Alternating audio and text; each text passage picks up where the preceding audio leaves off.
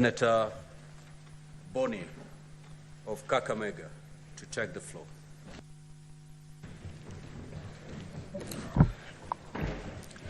Thank you, Mr. Speaker. Mr. Speaker, accept my compliments for allowing us to reserve time and place for this very important motion. And Mr. Speaker, allow me to equally compliment the leader of the majority and the leader of my minority for speaking not just from their minds, but especially from their hearts. I never thought in my life that in this House I would listen to the wonderful speech by the young Senator Aaron Cheruyot.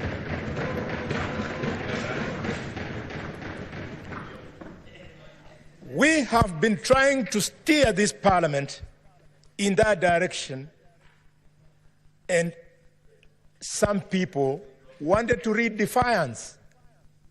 No. Listen to the words of the leader of the minority. He is telling the Gen Z that at no time in this parliament have we ever locked anybody from accessing us. They didn't have to lose lives, lose limbs, result in loss of property for them to have an opportunity for a photo session in this House. Every day, the Speaker's Gallery and the public gallery has not only remained open, but it always has people. In fact, there are times, Mr. Speaker, when we are not sitting, the Sergeant at Arms allows people to come and sit in these benches. We didn't have to pay this price. Mr. Speaker, I therefore want to open my remarks by passing my profound, heartfelt condolences to all Kenyans who lost their lives, who were injured, and whose property was destroyed. Mr. Speaker, I specifically missed to sit in this House on Wednesday last week when I should have, because a woman who has been selling me fried groundnuts and oranges in Kakamega, Caroline Shiramba, was shot dead. She sells outside the office of the governor. Mr. Speaker, equally here in Nairobi, a young man from Malinya was shot dead. So these things have come very close. And for those who thought that this was something for a particular set of Kenyans, when I went to visit the victims at the General Hospital in Kakamega, one of the victims was the son of one of my chiefs. He was at the forefront in Kakamega. You saw, even the son of the Attorney General of Kenya was also involved. I saw the son of Honorable my brother, Junjuri, was involved. I particularly don't know where my children were. Probably they were also involved. The only thing that missed was that they were not captured on camera. Mr. Speaker, where are we? 4 things that are unprecedented have taken place. The first one is that for the first time in the history of this country, the president refused to assent to the finance bill. It is unprecedented. 2, Mr. Speaker, the youth did what they did. Some people call it inversion of parliament. Others call it desegregation of parliament. I don't know what to call it. I can only say they did what they did. Mr. Speaker, never in the history of the 4 presidents we have had in this country, have they ever contemplated on deploying the military the way we did? Mr. Speaker, finally, you saw across the whole country members of the public torching homes and properties of elected leaders. We are indeed in a bad place, and therefore, as we say in our community, when you are mourning, you don't mourn with shame. We must speak to it, as I wish to do now. Mr. Speaker, we are where we are today because Kenyans hate and are angry with the ongoings in the country. And if we don't speak to them and take action, we will go nowhere. It was never the finance bill. It was simply that the finance bill was a trigger. Why? Because public servants, led by ministers, are very, Mr. Speaker, corrupt. And people hate this, and people are angry. Yesterday, colleagues, I was called by a minister whose name I don't wish to bring on the floor because it's not necessary. And he was very angry with me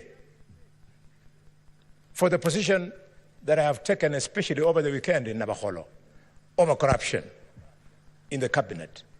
He told me very many strong and bad things. Because people who the other day we were working with here want to think because the Constitution has given them a different office as opposed to the offices as ourselves we have been given, they are therefore in high heaven, they should be worshipped. Nobody should mention their name, even when they are wrong. Mr. Speaker, people are angry and hate public servants because of our own making. The public display of wealth and opulence, unless members of the public can quickly see where you've gotten it, they will not be happy. Over the weekend, I was speaking of a young member of parliament from my community who has bought a helicopter. And I know him very well. I wish him well to continue accumulating wealth. I wish him well to continue accumulating wealth. But please, I'm asking the president to ask himself, how can the membership of an MP to a committee of parliament be the basis for him to be able to afford some of the things that are not affordable? Honorable Didmus Barasa, take it easy.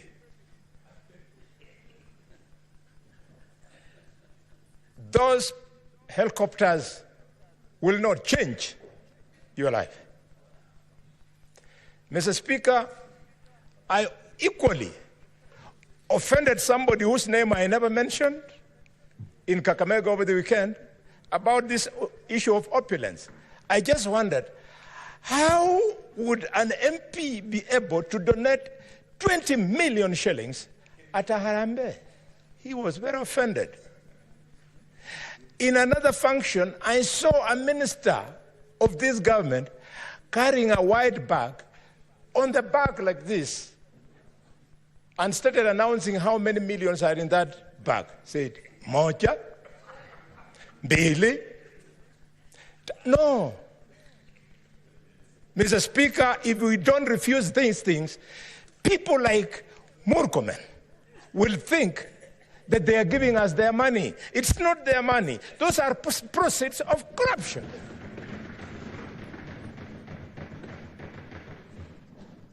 This House is saying no. Because of that anger, look at what our children did. Mr. Speaker, people are angry and hate us as leadership because every weekend, helicopters, they crisscross the skies, all of them going to functions where these millions are being dished. Mr. Speaker, the fuel guzzlers that we drive, I know if you go to this parking, Mr. Speaker, you can see the difference between the vehicle four-wheel drive driven by your senators compared to those ones driven by members of the National Assembly. In the parking of the Senate, you see Prados. But in the parking of the National Assembly, you see high-end vehicles that sometimes you only see. And why, Mr. Speaker? Because of an unconstitutional fund called CDF. That unconstitutional fund, the courts made a pronouncement that it was unconstitutional and illegal. How did we respond as Parliament? The National Assembly, without blinking an eye, went and exercised legislative impunity by twisting the act so as to be allowed to continue with that unconstitutional, illegal process. Mr. Speaker, as I speak to these guzzlers, you have seen colleagues. You are there struggling to rush to this Senate, then an MP, then a Secretary General of a political party comes with chase cars, his vehicle having the national flags with a siren, and the police does not arrest those people. The law is very clear on who should actually fly the national flag. The law should be very clear on whose convoy should be cleared with sirens. This is the impunity that is making our young people to turn against us. Mr. Speaker, I want to celebrate the President for the remark he made on Sunday during the interview that he was fielding questions. I did not support the fact that the President was fielding questions. I did not. Because I know that the President has people who are supposed to have fielded those questions. As like the leader of the majority was saying, the responses to security that the President was doing should either have been done by regular briefs by the IG or by Professor Kidura Kindiki. What was the President being put there, being humiliated by the people of the media? But I celebrate him for accepting that we have wasteful expenditure in several offices in this country. Professor respected Gitu Muigai gave, while in office, a legal advisory opinion on